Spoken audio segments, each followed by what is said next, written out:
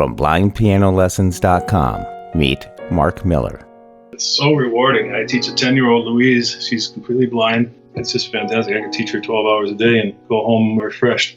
My name is Louise. I am 10 years old. I am totally blind, and I am going to play Lean on Me on the piano. Check out his website at blindpianolessons.com. I offer free, no obligation, 30-minute lesson. See if it works, but it really does work well. It's just such a joy for me to bring music to people who wouldn't ordinarily think they could play. And now, here's Mark Miller. Hope you enjoy.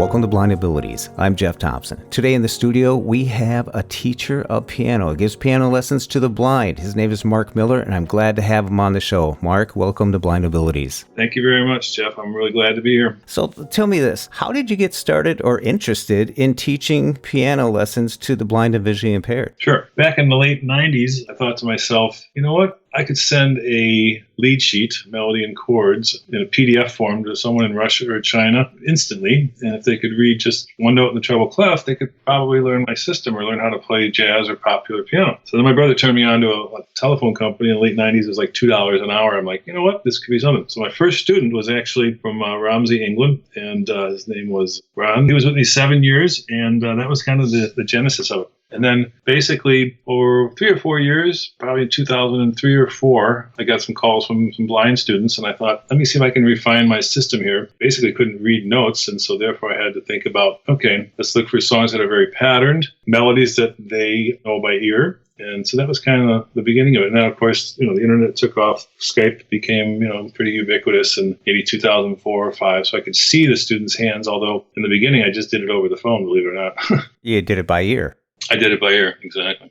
So let's get into this. The process of signing up for lessons. First of all, your website, blindpianolessons.com, very accessible. I navigated it really easily. I went to the contact, filled out the form that you have there, told you a little bit about my experience with piano, beginner, of course, a little bit about me, and boom, I sent it off. All in less than 2 minutes. So there, we started the conversation. I showed an interest in piano lessons, and I expect I'll get a response from you. Yeah, and I offer free, no obligation, 30-minute lesson. See if it works, but it really does work well. It's just such a joy for me to bring music to people who wouldn't ordinarily think they could play. I have a student locally here in Barrington, Illinois. She lost use of her left hand, and I'm writing right-hand only arrangements for her. That's extremely wonderful to see her have music back in her life. She practices like 2 hours a day. You should hear her play. You swear it's 2 hands. It's very rewarding.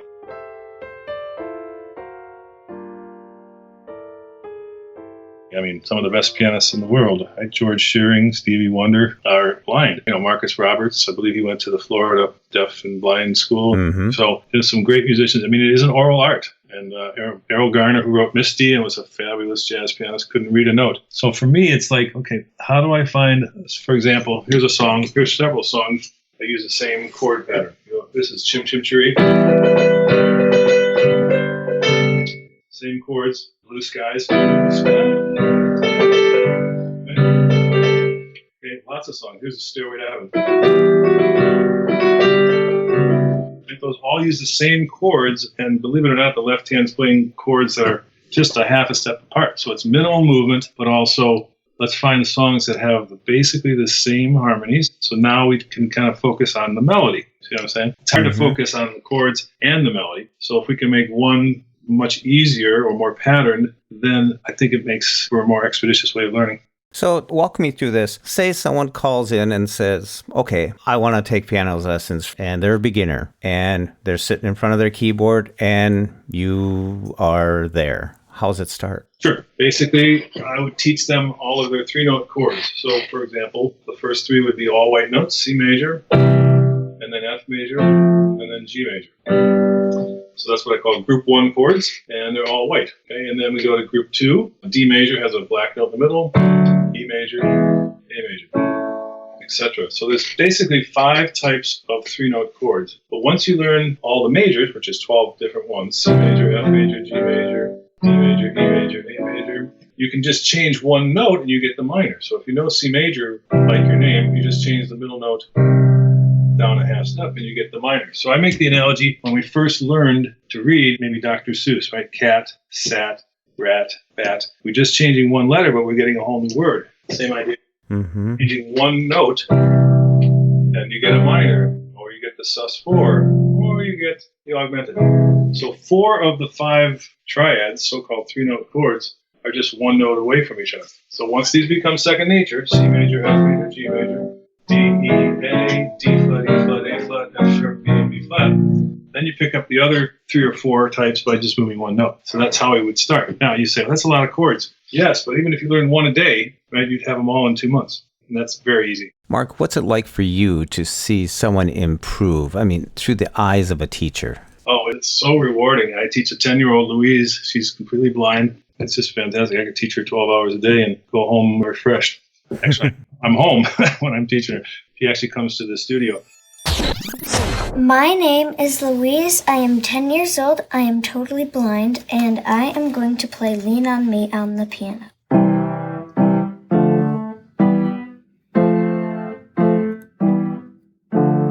I'm going to play all 12 major chords. C major, F major, G major, D major, E major, A major, D flat major, E flat major, A flat major, F sharp, B major, B flat major. 3, 4, 3, 4, 3, 4, pinky, 4, 3, 4, 3, 4, 3. Excellent. The thing about the chords, Jeff, is for these 3 chords, C, F, and G, you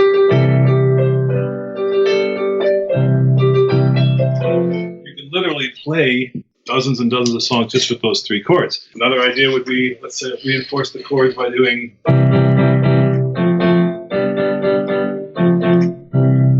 C, F, and G, all white, Louie, Louie, right? Or Lean on Me. Mm-hmm.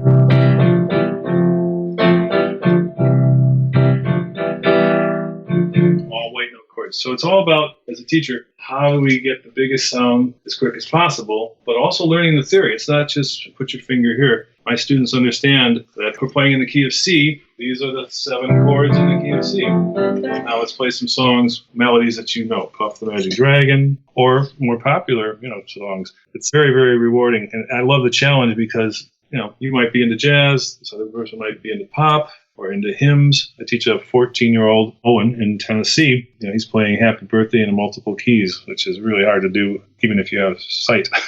So it's so rewarding.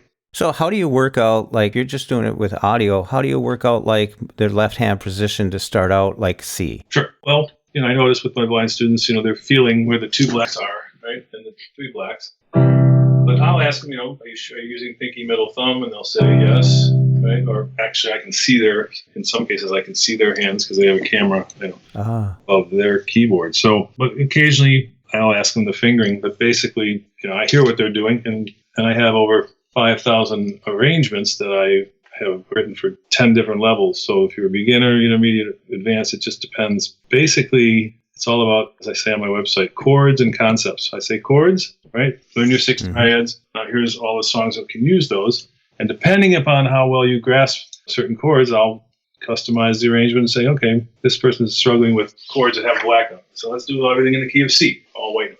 When someone starts out, what is required from them? You mentioned a camera. I suppose internet really helps to get connected and stuff like that. So where does someone start? Most students take over Skype, but again, they don't necessarily have to. I'm like Owen in Tennessee, who's 14. I don't even see his keyboard, okay? So I hear what he's doing. So actually for the blind students, it's not really even necessary, right? I could do it over the phone. But, I have one-handed students I teach. You can see my hands and vice versa. But Skype works really well. And again, first 5 years of me teaching distance learning was over the phone. So you don't really even have to have a camera if you're blind. Yeah. So they can go to blindpianolessons.com. I went there. Pretty simple. Click the send button and boom, there you go. Yeah, exactly. I plan on putting a lot of podcasts on there, and things, what I call keyboard geography, et cetera, et cetera. What I noticed with the blind students is, and again, I made a list of songs that have minimal movement. In other words, let's find songs that only span the melody, only span maybe an octave, right? Mm-hmm. So for a blind student to do ragtime or to jump around a lot, that's probably the hardest. So again, if I've got a pattern of chords where I'm just dropping my left hand pinky and I can play 10, 15 songs with that, let's do that, at least in the beginning. So it's minimal movement and find chord patterns. That's kind of my teaching philosophy.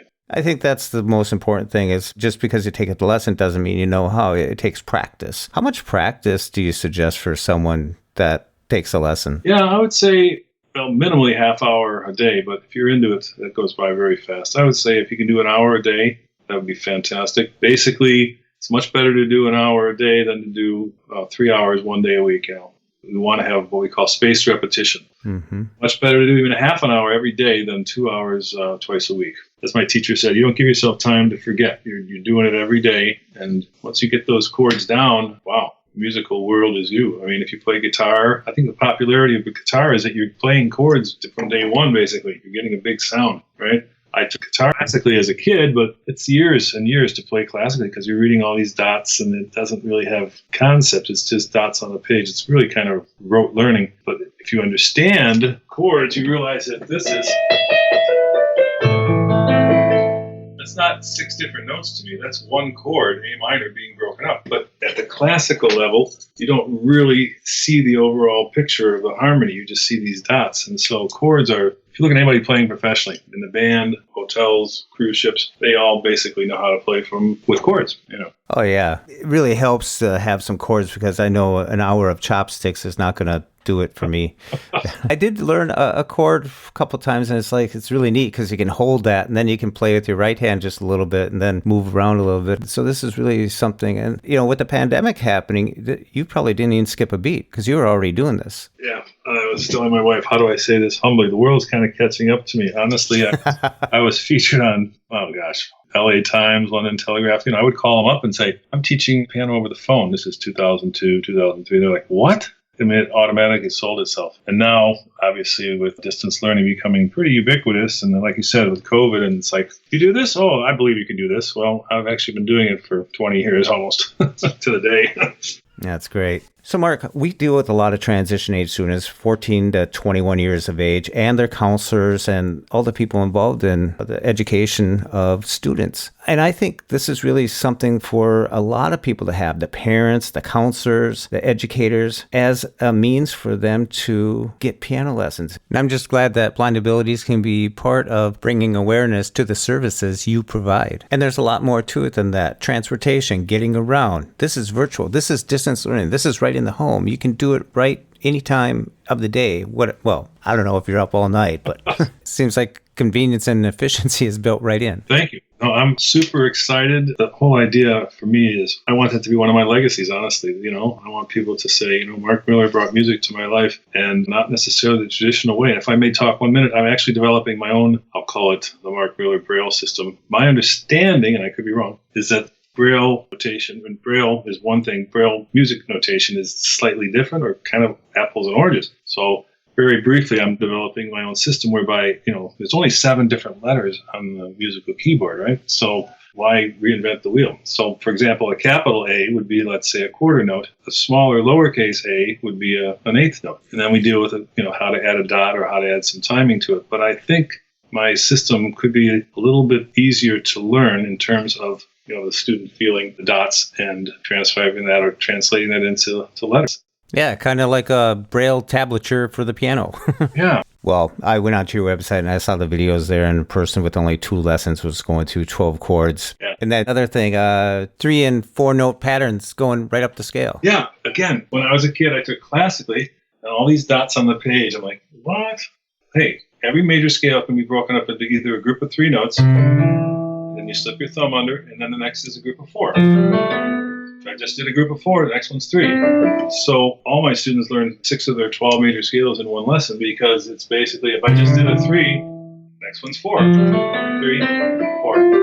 right? So again, it's all about patterns. We learn by patterns. I love classical music now because I can see the harmonic chord patterns. But when I was a kid, it was just dots on a page, and I was a terrible memorizer. I went to Grand Cayman Island with a band. I'm 23. I couldn't play a song from memory, Jeff. What? I could sight read, I could play classical, I knew my chords, do a little improv, but no one showed me what's called the true circle of fifths. Chords move in certain patterns, okay? For example, if you can spell the word bead, B-E-A-D, like a jewelry bead, that's the chords move. So give me any starting chord and I'll play Fly Me to the Moon. C. C, okay. So I know C goes to F, goes to F. Now the next four chords spell the word bead, B flat, Edward flat to alpha flat to dog flat. So if you go on the internet, you'll see 100 or 1,000 videos on the circle of fifths, and they'll say, okay, it's a circle. Do you go clockwise? Do you go counterclockwise? Forget it. If you can spell the word bead, B-E-A-D, you can memorize music. No one taught me that. Well, you just taught me something as you did the 3 notes, and then you said slide your thumb under. That actually is a marker, so then you move your hand up again. Right. Yes. Oh, yeah, that makes so much sense. Yeah. And if you just did a 3 segment, the next one is 4. And I have my students say literally 3 as they're doing the 3 and the 4. Oh, yeah. On your videos on your website, blindpianolessons.com, I saw them calling out those numbers as they played. Yeah, we retain 90% of what we say and do. So I have them count out loud. I have them say the chord names. And, 6 scales in one lesson is ridiculously quick. Yeah, they were playing Lean On Me after only a couple lessons. Yeah. Good song. Yeah, like I said, if you'd like a free 30-minute lesson, no obligation. I'll send you all the good stuff. All right. We'll check your email. I already went to the website and signed up. Looking forward. And I suggest that any of the listeners out there who have an inkling or an idea or a thought that they may want to shake off the dust off their keyboard, their piano that's been sitting around for a while, this is your opportunity to get some lessons. Take advantage of the 30 minutes free and then check it out. See if it sparks your interest. See what the possibilities are. Mark Miller, thank you so much for coming on the Blind Abilities. We're going to put some links in the show notes. People, check it out. If you're interested in piano, this is a way to really find out. I got a keyboard returned to me, and it's been sitting here for a month. And when this landed on my plate to do this interview, I was like, you know what? But I'm going to do the interview, and then I'm going to sign up. Thank you, Jeff. Yeah, let me just say, if I may, they did a survey of adults in America, and they asked them what one thing you always wanted to do, and they didn't say sports, theater, music. Number one answer, play the piano. I mean, it's so rewarding, and it's therapy. It's everything. Music is so powerful. Mark Miller, thank you very much. You're a hard man to get a hold of. I'm looking on LinkedIn. I'm looking everywhere. I'm going, he doesn't have a phone number. I got to get a hold of him. Well, you got my number now. I'm glad we're connected and looking forward to the lessons. Thank you very much, Jeff. Such a great time talking to Mark Miller. Check out his website, blindpianolessons.com. All one word, blindpianolessons.com. You can also give him a text, give him a call at 847-401-1721 and start playing music today.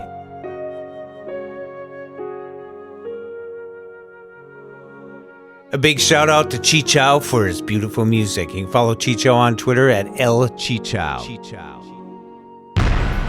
When we share what we see through each other's eyes, we can then begin to bridge the gap between the limited expectations and the reality of blind abilities. The realities of blind abilities. For more podcasts with a blindness perspective, check us out on the web at www.blindabilities.com, on Twitter at blindabilities. Download our app from the App Store, blindabilities, that's 2 words, or send us an email at info@blindabilities.com. Thanks for listening.